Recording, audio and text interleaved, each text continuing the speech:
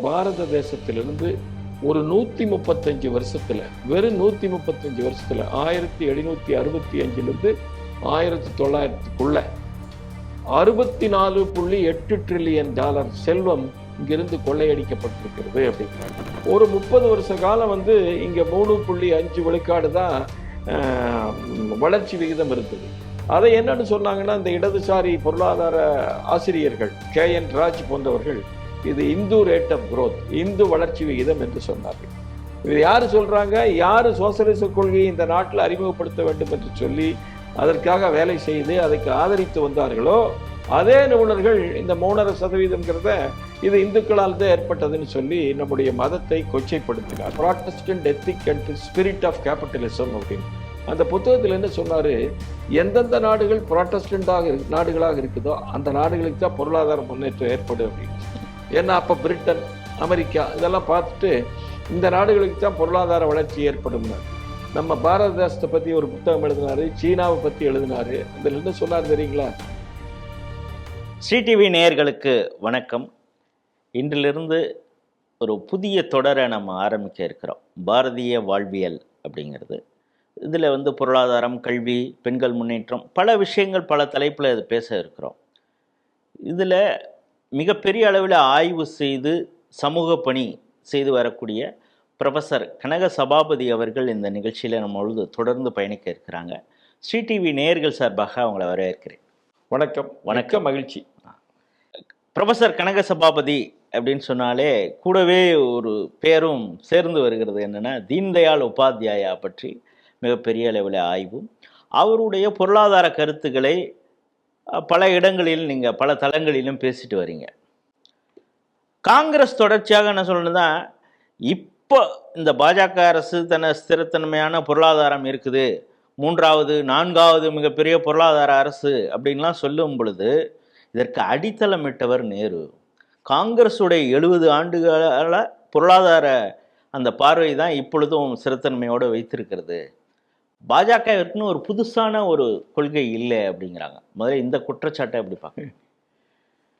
முதலில் ஸ்ரீ டிவி நேயர்களுக்கு எனது மனமார்ந்த வாழ்த்துக்கள். மிக நல்ல பணியை செய்து வர்றீங்க. அதனால் இந்த குழுவினருக்கு எனது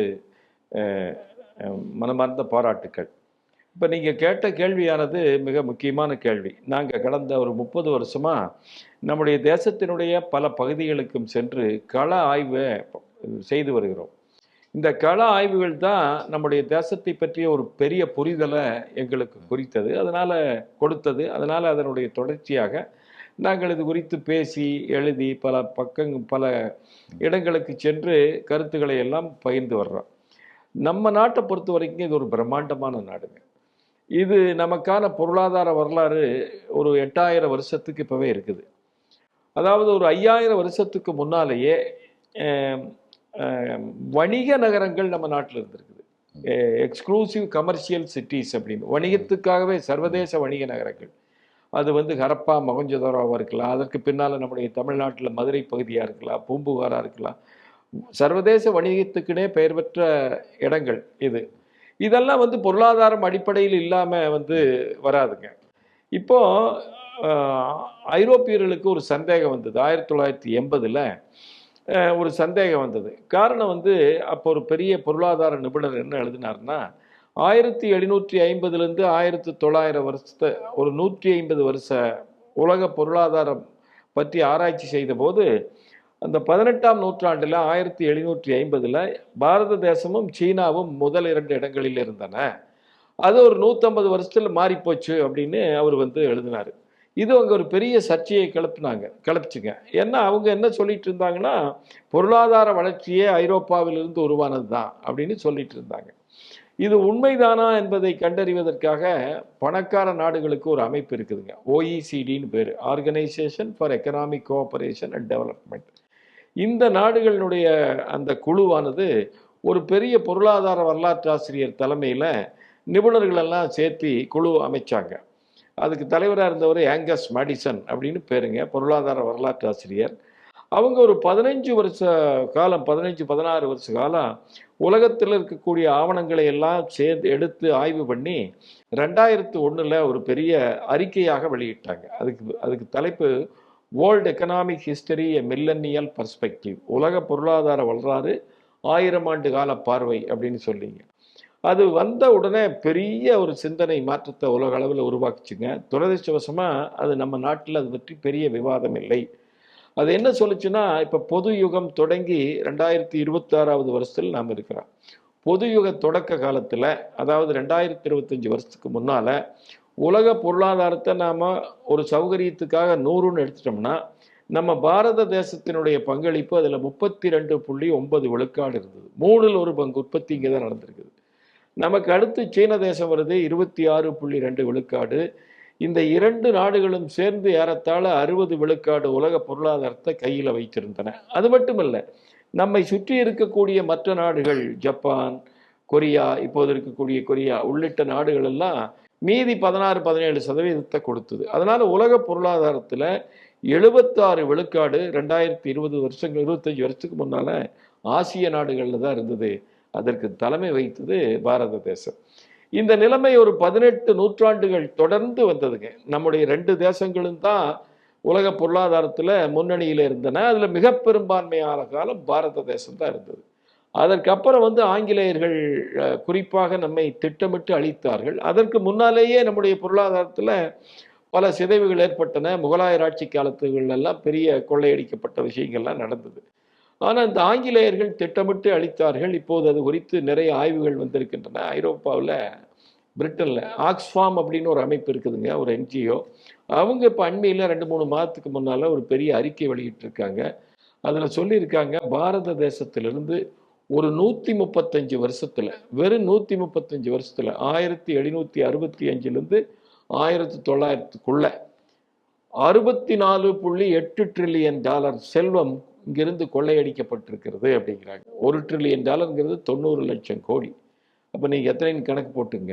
இப்போ இன்னைக்கு நாம் உட்கார்ந்து பேசிட்டு இருக்கிற இந்த சமயத்தில் அமெரிக்க பொருளாதார மதிப்புங்கிறது 31 ட்ரில்லியன் இப்போ.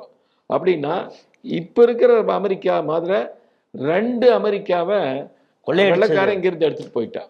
எவ்வளவு செல்வம் கொள்ளை பாருங்க. அதனால தான் நம்ம நாடு பொருளாதாரத்தில் நாம் கீழ்நிலைக்கு தள்ளப்பட்டோம். இந்தியா வாஸ் மேடு போவர், ஏழையாக்கப்பட்டது. அதே மாதிரி கல்வியெல்லாம் அளிக்கப்பட்டது நமக்கு தெரியும். அப்படிப்பட்ட பொருளாதாரம் நமக்கு சுதந்திரம் கிடைச்ச உடனே நேரு எந்த மாதிரி கொள்கையை அறிமுகப்படுத்தினார் நமக்கு எல்லாத்துக்குமே தெரியும். சோசியலிச கொள்கையை அறிமுகப்படுத்தினார். அதற்கு முன்னாலேயே மகாத்மா காந்தி போன்றவர்களே அவருக்கு கடிதம் எழுதினாங்க. ஹரிஜன் பத்திரிகையில் எழுதினார். சுதந்திரம் அடைஞ்சிட்டா நாடு எந்த மாதிரி பொருளாதார சித்தாந்தத்தை கடைப்பிடிக்கிறோங்கிறத நாம் எல்லாரும் பரவலாக விவாதிக்க வேண்டும் என்று சொன்னார். நேரு அதற்கு ஒத்துக்கொள்ளவில்லை. பல தேசியவாதிகள், ராணடே, திலகர் போன்றவர்கள் எல்லாம் சொன்னாங்க. ஏன்னா நமக்கென்று ஒரு பெரிய பொருளாதார பாரம்பரியம் இருக்கிறது. உலகத்தில் செல்வந்த நாடாக இருந்த நாடு நம்ம நாடு. அது மட்டும் இல்லை, தொடர்ந்து செல்வந்த நாடாக இருக்கிறதுங்கிறது கஷ்டம். சஸ்டைனபிள் எக்கனாமிக் பவர்னு இப்போ நம்ம சொல்கிறோம். சஸ்டைனபிலிட்டினா தொடர்ந்து இருக்கிறது. அப்படி தொடர்ந்து இருந்த நாடு நம்முடைய நாடு. அப்போ நமக்கு ஒரு பெரிய வரலாறு இருக்குது, அதற்கான அடித்தளங்கள் எல்லாம் அங்கே இருக்குதுன்னு அவங்க சொன்னபோது நேரு கேட்கல. அவர் சோசியலிசத்தை நம்பினார். அதனால் சோசியலிச கொள்கையை அவங்க அறிமுகப்படுத்தினாங்க. அதனுடைய விளைவுகள்லாம் நமக்கு தெரியும். நாம் போதுமான பொருளாதார வளர்ச்சி ஏற்படவில்லை. ஒரு 30 வருஷ காலம் இங்கே 3.5 விழுக்காடு தான் வளர்ச்சி விகிதம் இருந்தது. அதை என்னன்னு சொன்னாங்கன்னா, இந்த இடதுசாரி பொருளாதார ஆசிரியர்கள் KN ராஜ் போன்றவர்கள் இது Hindu rate of growth, Hindu வளர்ச்சி விகிதம் என்று சொன்னார்கள். இது யார் சொல்கிறாங்க? யார் சோசியலிச கொள்கையை இந்த நாட்டில் அறிமுகப்படுத்த வேண்டும் என்று சொல்லி அதற்காக வேலை செய்து அதற்கு ஆதரித்து வந்தார்களோ அதே நிபுணர்கள் இந்த 3.5% இது இந்துக்களால் தான் ஏற்பட்டதுன்னு சொல்லி நம்முடைய மதத்தை கொச்சைப்படுத்தினார்கள். அதுல என்ன டீமீனிங் இருக்குன்னு கேட்குறேன். அதாவது இந்தியா வளராத காரணம் இந்துக்கள் தான் அப்படிங்கிறது தான். அதுதானுங்க. இதுக்கு நீங்க பின்னணி வரலாறு பார்த்தீங்கன்னா நிறைய இருக்குது. 1905 மேக்ஸ் வெபர் என்கின்ற ஒரு ஐரோப்பிய சமூகவியலாளர், சோசியாலஜிஸ்ட், அவர் என்ன பண்ணாருங்க, பல நாடுகளை பற்றி விவரமாக எழுதினார், சமூகங்களை பற்றி. அதில் அவர் ஒரு புத்தகம் எழுதினார், the Protestant ethic and spirit of capitalism அப்படின்னு. அந்த புத்தகத்தில் என்ன சொன்னார், எந்தெந்த நாடுகள் நாடுகளாக இருக்குதோ அந்த நாடுகளுக்கு தான் பொருளாதார முன்னேற்றம் ஏற்படும் அப்படின்னு. ஏன்னா அப்போ பிரிட்டன், அமெரிக்கா இதெல்லாம் பார்த்துட்டு இந்த நாடுகளுக்கு தான் பொருளாதார வளர்ச்சி ஏற்படும்னாரு. நம்ம பாரத தேசத்தை பற்றி ஒரு புத்தகம் எழுதினாரு, சீனாவை பற்றி எழுதினாரு. அதில் என்ன சொன்னார் தெரியுங்களா? இந்த 2 நாடு வளரவே வளராது. காரணம் இந்த 2 நாடுமே இந்து மத புத்த மத சிந்தனைகளை அடிப்படையாக கொண்டது.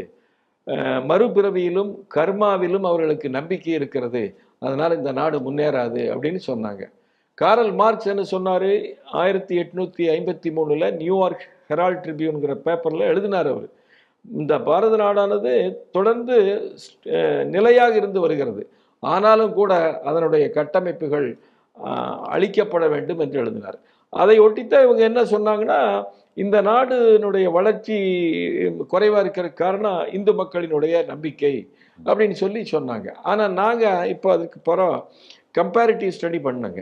நீங்கள் அந்த காலகட்டத்தில் ஐரோப்பாவில் என்ன வளர்ச்சி, அமெரிக்காவில் என்ன வளர்ச்சின்னு பார்த்தா நம்ம நாட்டை விட ஒன்று சமமாக இருக்குது அல்லது அதை விட குறைவாக இருக்குது. அதனால் அப்போவே இப்போ அவர் சொல்கிறார் இல்லைங்களா, ப்ராட்டஸ்டன்ட்டில் தான் வளர்ச்சி இருக்குதுன்னு. உண்மையிலேயே அப்போவே கிடையாதுங்க அவங்க. ஆனால் இப்படியெல்லாம் அவங்க சொன்னாங்க. என்ன அந்த கம்பேரிட்டிவ் இது பண்ணி அப்போல்லாம் யாருமே சொல்லலை. அதனால் ஆக இப்படித்தான் இருந்துட்டு வந்ததுங்க. அப்புறம் இப்படிப்பட்ட பொருளாதாரமானது நமக்கு தெரியும். உலகம் முழுவதும் அந்த கம்யூனிச சித்தாந்தம் பெரிய வீழ்ச்சியை கண்டபோது 1989 ரஷ்யா உடைஞ்சு போச்சு, சோவியத் ரஷ்யா. கம்யூனிசம் தோற்று போச்சுன்னு அந்த நாட்டினுடைய தலைவர் மிக்கைல் கார்பச்சோவே அறிவித்தார். அப்புறம் என்ன ஆச்சுங்க, அது இந்தியாவிலும் பெரிய பிரச்சனைகளை உண்டு பண்ணியது நமக்கு தெரிந்திருக்கு.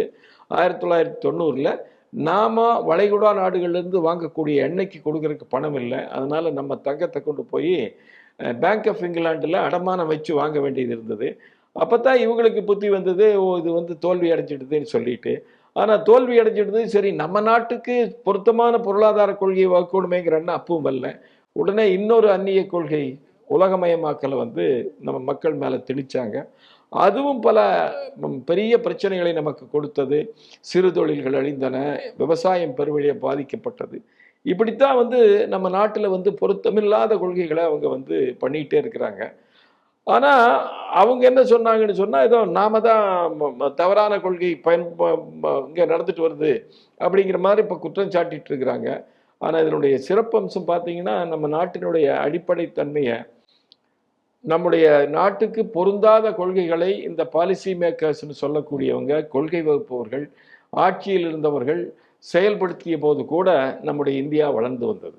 அதற்கு காரணம் இந்த தேசத்தினுடைய அடிப்படை அஸ்துவாரங்கள், பண்பாட்டு கூறுகள், இங்கே இருக்கக்கூடிய சேமிக்கிற தன்மை, இங்கே இருக்கக்கூடிய சமூக மூலதனம், அடுத்த தலைமுறைக்காக வாழக்கூடிய அந்த ஒரு சிந்தனை, தொழில் முனையக்கூடிய ஒரு பண்பு, இதெல்லாம் தான் நம்ம நாட்டினுடைய வளர்ச்சிக்கு பெரிய காரணிகளாக இருந்து வந்தது. அவங்க கொள்கை தவறாக வகுத்தார்கள், ஆனாலும் கூட நாடு வளர்ந்தது. கொள்கை சரியாக இருந்திருந்தால் இன்னும் வேகமாக வளர்ந்துருக்க முடியும். போதுமான அளவு நம்ம நாட்டில் வளர்ச்சி இல்லாத காரணம் இந்த தப்பாக அந்நிய கொள்கைகள் தான் இங்கே பொருந்தும்னு சொல்லி பண்ணினது தான். அதற்கு மாற்று ஆரம்பத்திலிருந்தே நீங்கள் ஒரு கருத்து சொன்னீங்க.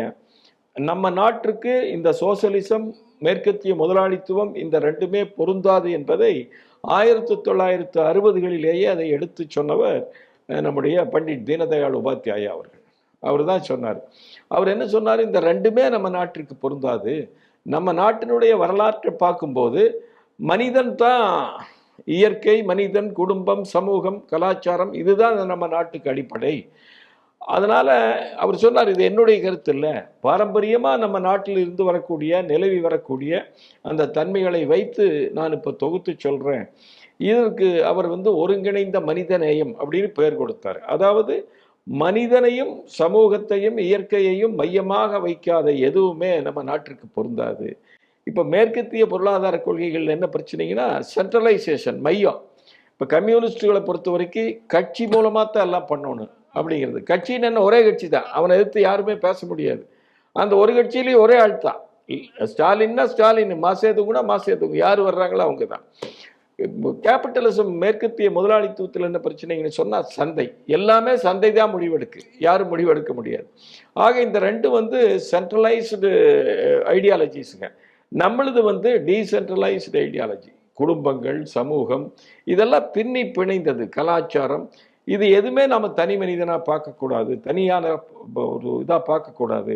ஆகவே இவையெல்லாம் ஒன்று சேர்ந்தது தான் நம்முடைய இந்த பொருளாதார கொள்கை சமூகத்தினுடைய கொள்கையாக இருக்க வேண்டும் என்று தீனதயாள் உபாத்யாயா 1965 இதை வெளியிட்டார். அது பின்னால பாரதிய ஜனதா கட்சி அதை தன்னுடைய கட்சியினுடைய அப்போதைய ஜனசங்கம், அப்போது இருந்த ஜனசங்கம் இதை கட்சியினுடைய கொள்கையாக ஏற்றுக்கொண்டது.